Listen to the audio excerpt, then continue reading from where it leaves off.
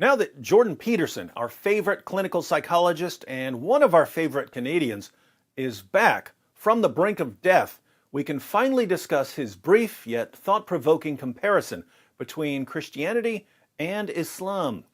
During the Q&A session following one of his lectures on the psychological significance of Bible stories, someone asked Dr. Peterson why he thinks Islam is so radically different from Christianity when the Quran contains so many of the same stories as the Bible. So my question is, at the level of psychological significance of these stories, at the level of mythology and archetype, how is Islam so different from the Judeo-Christian tradition? Because Adam, Eve, Havva, Satan, Shaitan, so on and so forth, everything from the fall to the flood. Tonight you said that the moral presuppositions of a culture are instantiated in its stories. I see a lot of the same stories. So current global affairs aside, I'm asking at the deepest levels, how different are these stories and the moral presuppositions? Dr. Peterson draws attention to two important differences between Christianity and Islam. And so one is what I see as the failure to separate church from state. And that's a problem. Now, it may not be a problem as such, but it's certainly a problem in relationship to the relation between Islam and the West, because we separate church from state. Now, there's fundamentalists in the United States, Christian fundamentalists, who think that that separation is a mistake. So it's not only an idea that's rooted in Islam that those should be united. But it's definitely a problem with regards to our coexistence, because that's a fundamentally different presumption. The separation of church and state. The church doesn't control the state, and the state doesn't control the church. There have obviously been times in the history of Christianity when there was no separation of church and state, but those times were a later development in Christianity. Jesus said, "Render to Caesar the things that are Caesar's, and to God the things that are God's."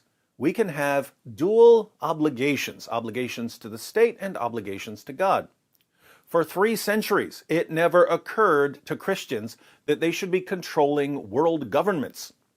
That changed when the Roman emperors adopted Christianity in the 4th century, because the Roman emperors had a Roman Empire kind of way of doing things. The church, which up until then had been focused on forgiveness and love and salvation, merged with an empire focused on power and order and crushing all opposition.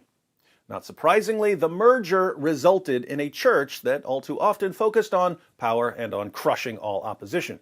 But again, this was a later development. The point here is that controlling the government isn't built into Christianity. Christians might control governments. Governments might adopt Christianity, but it's not part of the religion. In Islam, political control is built into the religion. Muhammad, the leader of the religion, was also head of state. His successor, Abu Bakr, was the leader of the religion and head of state. His successor, Umar, was the leader of the religion and head of state. His successor, Uthman, was the leader of the religion and head of state. Muhammad was not simply a prophet proclaiming his religion. He seized political power, and his revelations supposedly gave him the authority to do so. Muhammad said that he had been commanded to fight people until they convert to Islam. He claimed that Allah had revealed to him that his empire would continue to expand until the entire world was under the control of Islam. So political power is not something that was added to Islam centuries after it was founded. The quest for political power is foundational to the religion, and so there will always be a struggle between Islam and anyone who wants to resist Islam's quest for political power. Hence, Jordan Peterson is absolutely correct to notice an important difference here. But he sees another one. Problem number 2 for me, and again, this may be a consequence of my ignorance, which I'm trying to rectify. Muhammad was a warlord. And I don't know what to do about that fact. Like, one thing you can say about Christ, hypothetically, let's say, I'm not talking about a historical reality necessarily, although I'm not denying it either, is that of all the things he was, warlord was definitely not one of them. And I don't know what to do about that. And so I don't know how to reconcile that. Muhammad was a warlord. Jesus wasn't. Muhammad got what he wanted, women and wealth, by seizing them through violence carried out by the soldiers he commanded. In the introduction to chapter 88 of Sahih al-Bukhari, Muhammad declared, "My livelihood is under the shade of my spear, and he who disobeys my orders will be humiliated by paying jizya." In Sahih al-Bukhari 2977, Muhammad said, "I have been made victorious with terror." These are the words of a warlord. By contrast, in Matthew 5:5, Jesus says, "Blessed are the gentle, for they shall inherit the earth." In 5:7, he says, "Blessed are the merciful, for they shall receive mercy." In 5:9, he says, "Blessed are the peacemakers, for they shall be called sons of God."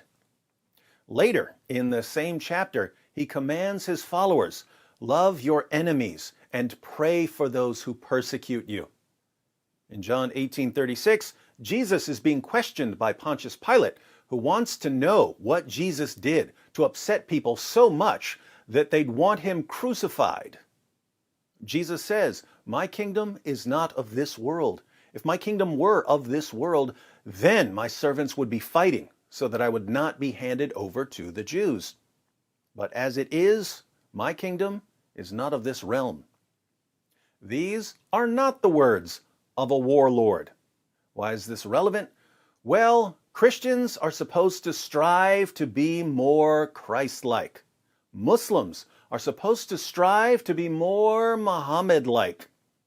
Many Christians obviously do a poor job of imitating Jesus, just as many Muslims obviously do a poor job of imitating Muhammad. But the target you aim at is going to affect the direction you go, which is why societies influenced by Christianity are strikingly different from societies influenced by Islam. Hats off to Jordan Peterson for being one of the only Canadian academics with both the common sense to spot the difference between Christianity and Islam and the courage to publicly acknowledge that difference. As Christians strive to imitate Jesus and Muslims strive to imitate Muhammad, may Canadian academics strive to imitate Dr. Peterson.